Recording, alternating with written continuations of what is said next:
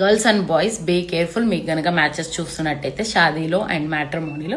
So మ్యాట్రిమోనీలో అయితే చాలా scammers ఎక్కువైపోయారు. అమ్మాయిల మంచి అందమైన ఫొటోస్ పెట్టేసి, నా ఫ్రెండ్కి జరిగింది ఇలా.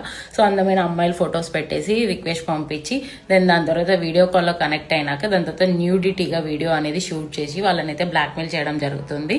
ఇప్పుడు మ్యాచెస్ చూస్తున్న టైంలో ఇదంతా మిస్కమ్యూనికేషన్ అయ్యి ఇదంతా ఇష్యూస్ పెట్టుకోవడం ఎందుకని చెప్పేసి వాళ్ళు డిమాండ్ చేసిన అమౌంట్ కూడా వీళ్ళు ఇవ్వడం జరిగింది. సో గర్ల్స్ కి కూడా ఇలా స్కామర్స్ వీడియో కాల్ అందమైన అబ్బాయిల ఫొటోస్ పెట్టి వాళ్ళ బయోడేటా అంతా కరెక్ట్ మొత్తం కరెక్ట్ గా అనిపిస్తుంది చూడడానికి.